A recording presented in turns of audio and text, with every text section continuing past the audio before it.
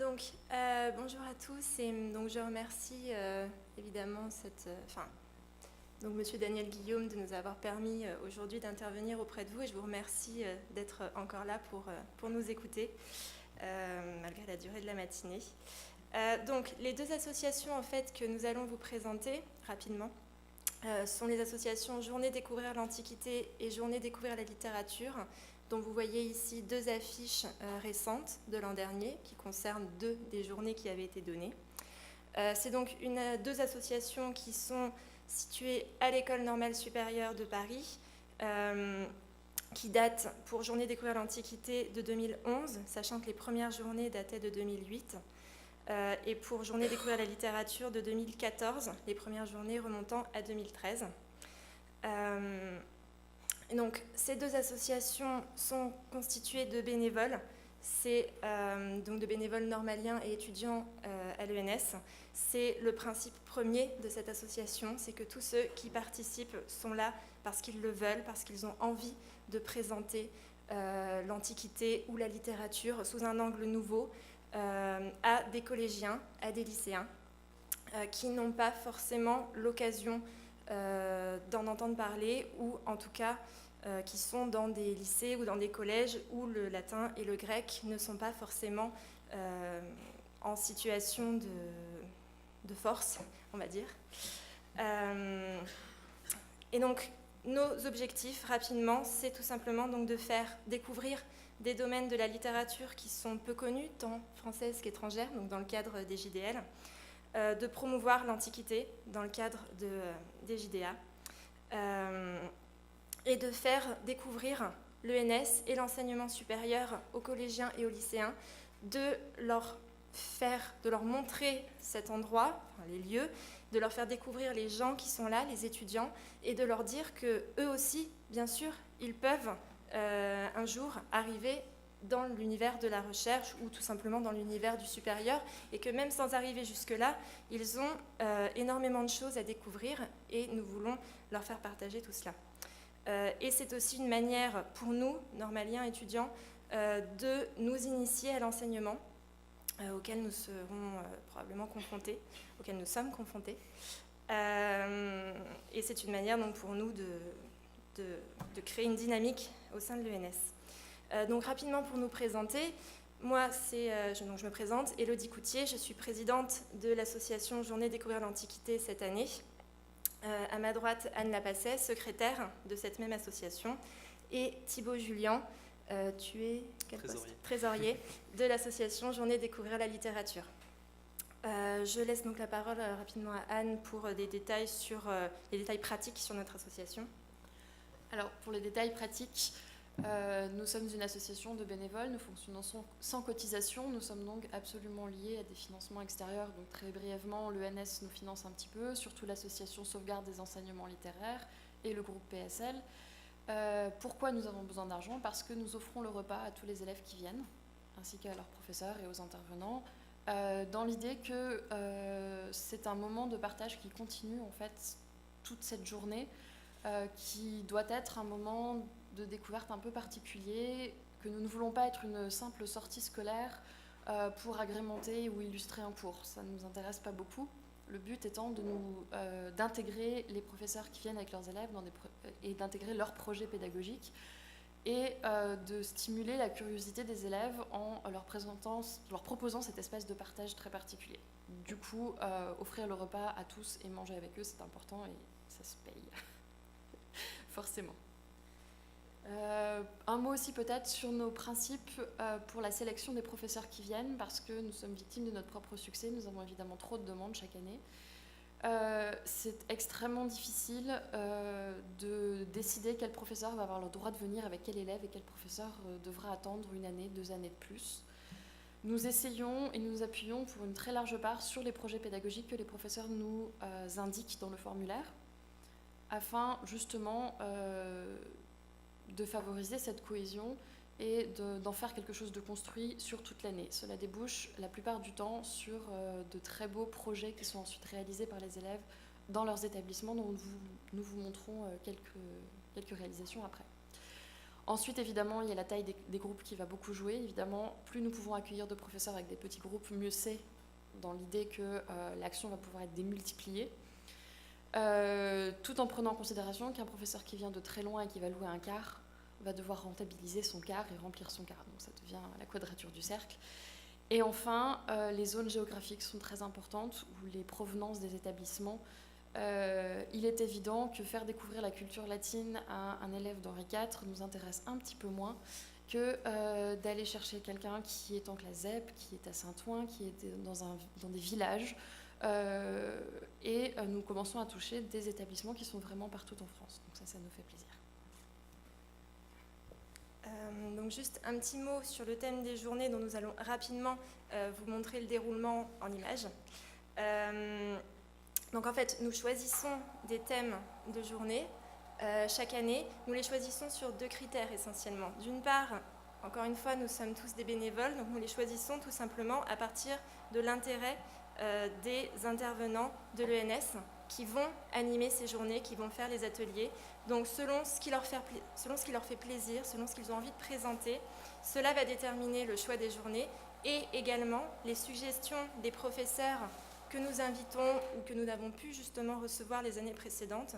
Nous sommes bien sûr à l'écoute de toutes ces suggestions puisque, comme le disait Anne, nous rentrons dans le projet pédagogique que vous proposez. Nous sommes un plus, c'est-à-dire que nous nous adaptons aux besoins des élèves et des professeurs. Puisque notre but, c'est avant tout d'éveiller la curiosité des élèves et de pouvoir amener à un prolongement dans la classe, puisque nous ne sommes qu'une journée dans l'année, en fait. Donc, rapidement, nous allons vous décrire un petit peu le fonctionnement d'une journée type. Oui, pardon ? Oui. Alors, donc, en gros, les journées ont souvent lieu au printemps. Elles ont souvent lieu à peu près de 9h à 16h30 ou 17h. Elle se commence par une introduction. Donc nous accueillons les élèves dans l'une des grandes salles, notamment la salle du SAN pour ceux qui connaissent l'ENS, enfin bon bref, une grande salle de l'ENS, où nous leur présentons essentiellement le programme de la journée. Ils sont ensuite, donc ça c'était une introduction pour la journée Argonautes, si je ne me trompe pas. Et d'ailleurs je crois que c'est moi qui suis en train de leur raconter l'histoire du mythe de Jason. Donc une fois que nous avons fait cette introduction, nous les répartissons en petits groupes et nous les envoyons dans différents ateliers, entre 4 et 5 ateliers. J'insiste sur le mot atelier. Il dure 20 minutes et l'idée c'est vraiment de les rendre le plus interactifs possible, le plus dynamique possible, car notre idée n'est pas de leur faire des exposés, ce n'est pas qu'ils soient passifs devant un étudiant qui va leur raconter qui va leur donner des informations. Notre idée est vraiment de les faire participer et à ce gain de connaissances. D'ailleurs, comme vous voyez ici, c'était en fait un atelier sur Homère, sur la composition orale de l'épopée homérique. Et donc, l'intervenante avait découpé des formules et leur faisait recomposer un texte nouveau avec des formules à la manière des AED. Donc voilà, quelque chose de très interactif. Le midi, très important. Les sandwichs ont souvent un très très grand succès.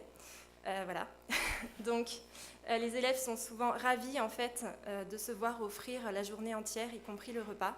Et c'est souvent un moment que nous prenons pour parler avec eux, pour partager avec eux leurs projets. Ils peuvent nous poser des questions. Qu'est-ce que c'est que cet endroit? Qu'est-ce que nous faisons? Quel est l'intérêt de faire de la recherche? Et donc, ce sont des moments où on peut vraiment leur répondre. Ils peuvent nous poser toutes les questions qu'ils veulent.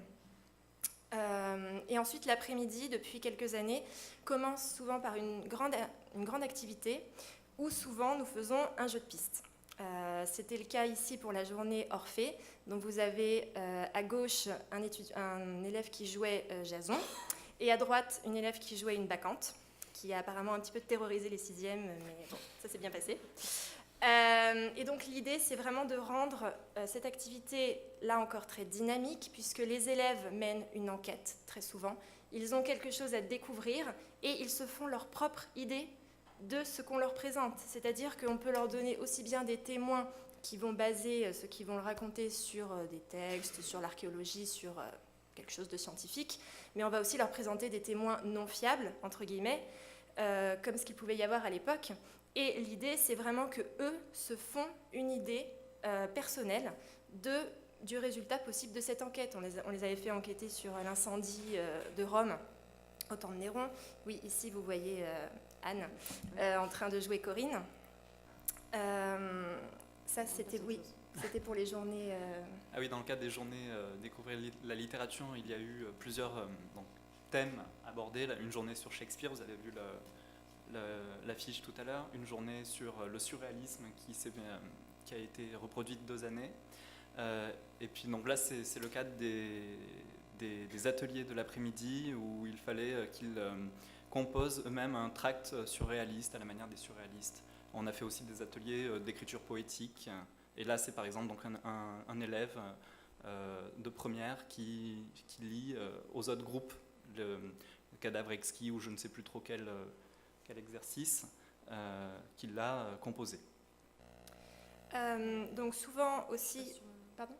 Je reste encore sur l'activité. Non, c'est bon. Donc voilà pour l'activité.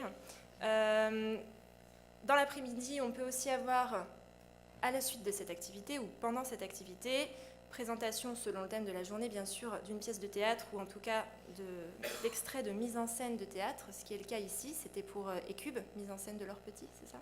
Voilà.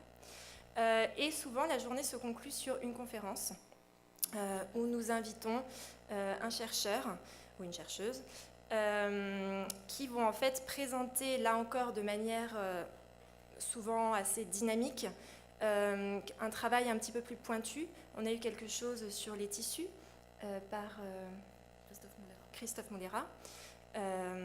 On a pu avoir une conférence sur l'or des sites de Christelle Muller, enfin bref, un certain nombre de conférences qui permettent souvent de clore la journée.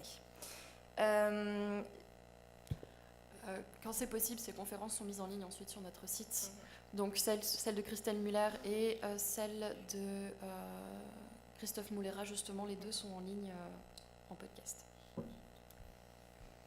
Donc pour terminer, nous avons des retours d'élèves qui sont souvent très enthousiastes. Et on vous a mis notamment un où c'était le Wesh Homer du 8.0. On avait beaucoup aimé. Oui, donc souvent nos retours sont assez positifs. Nous écoutons bien sûr tous les conseils et toutes les remarques qui peuvent être faites par les professeurs pour pouvoir améliorer encore et toujours ces journées. Et donc juste pour information sur un peu les thèmes qui sont choisis, cette année, dans le cadre des journées Découvrir l'Antiquité, pour les journées en elles-mêmes, je parlerai après d'un autre projet, les inscriptions sont closes, ce qui n'est pas le cas des journées Découvrir la littérature, je précise tout de suite. Donc cette année, par exemple, pour JDA, on fait une journée tragédie, une journée géographie, représentation du monde, voyage, une journée mer et océan, une journée sur le ciel, en partenariat avec l'Observatoire, et une journée sur religion et société, pour un petit peu essayer d'aborder les questions de rites, etc. Donc voilà, c'est juste pour vous donner une idée. Oui, est-ce que tu veux, voilà. Pour les journées Découvrir la littérature française et étrangère, les choses sont un peu plus balbutiantes encore et pas fixées, puisque donc, l'association est beaucoup plus récente. Il y aura sans doute de nouveau une journée Shakespeare, une journée un peu plus transversale littérature et musique, une journée peut-être sur les poètes maudits, une journée autour de Monstres et merveilles qui prend en quelque sorte le relais de la journée littérature médiévale en fait, qui a été organisée pendant 2 ans les années précédentes. Ok, et donc encore une fois très rapidement, on va conclure, mais un détail important, oui donc ça voilà, ce sont des retours d'élèves, des extraits.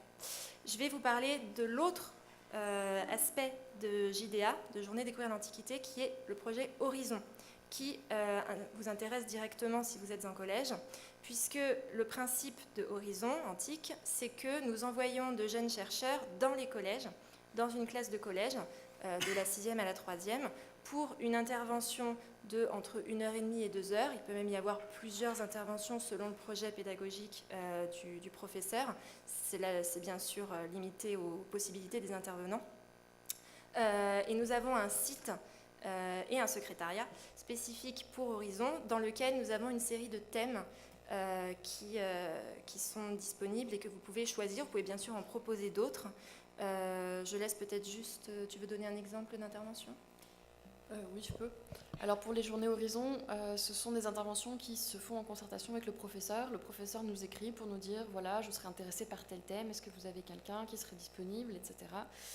Une fois que l'intervenant est d'accord, il se met en relation avec le professeur et en gros, les deux s'arrangent entre eux. Il n'y a pas de cadre plus contraignant que cela.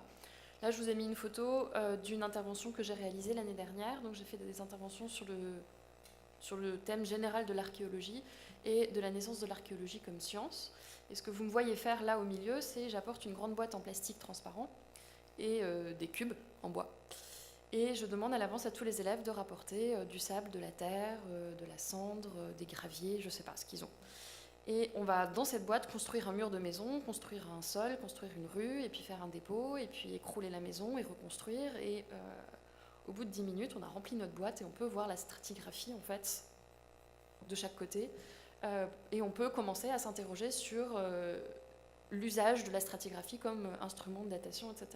Ce qui est phénoménal, c'est que j'ai fait ça avec des élèves de 6e et de 5e, et que après avoir examiné tous les côtés et posé un certain nombre de questions, ils ont compris les enjeux méthodologiques et le problème fondamental de se retrouver face à un sol en surface plane et de se dire comment est-ce que je vais pouvoir analyser la stratigraphie, parce que dès que je commence à creuser, je vais détruire.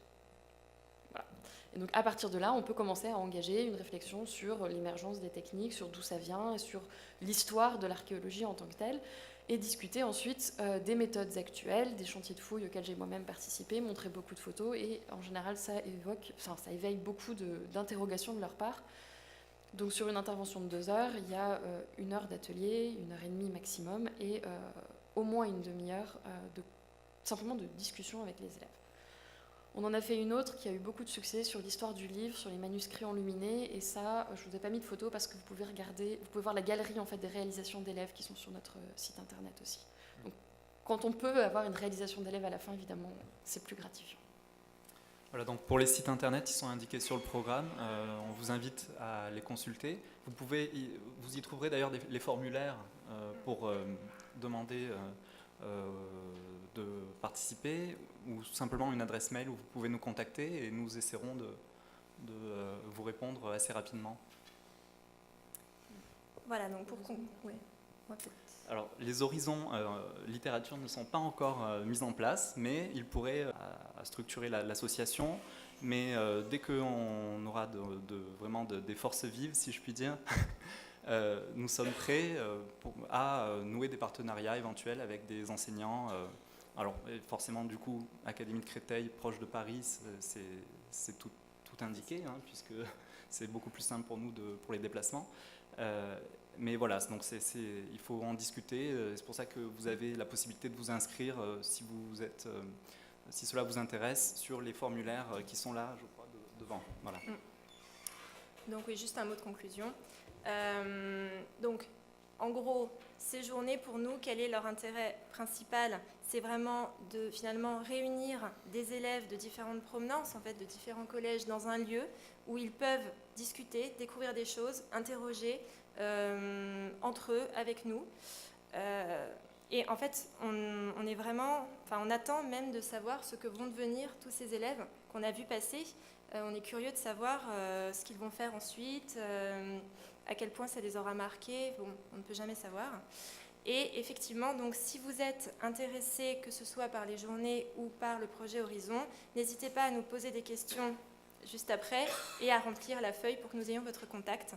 Et nous serons bien sûr ravis de vous recontacter. Donc, merci à tous.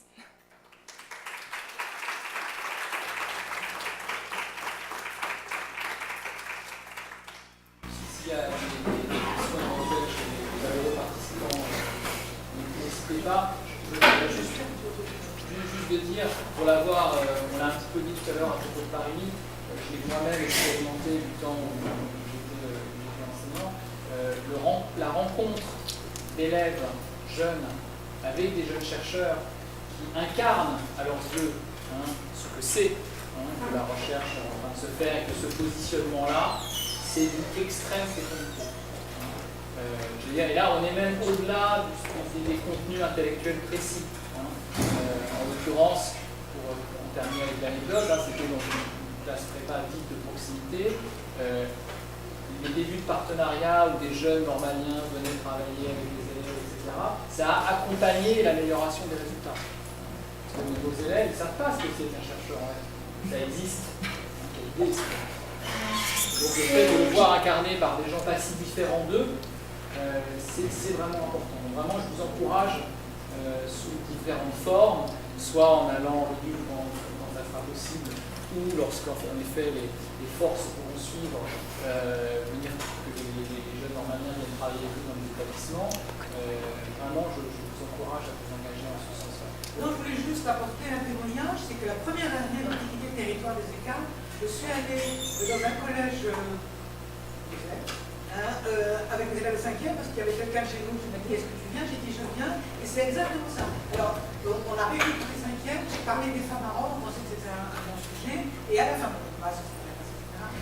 et à la fin, il y a un garçon qui est venu me voir, le 5e, qui m'a dit voilà, maintenant je sais ce que je vais faire de la recherche en sciences humaines et en anthropologie de Rome.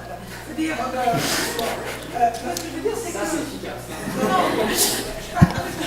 On a ça à la fin de chaque journée, sincèrement.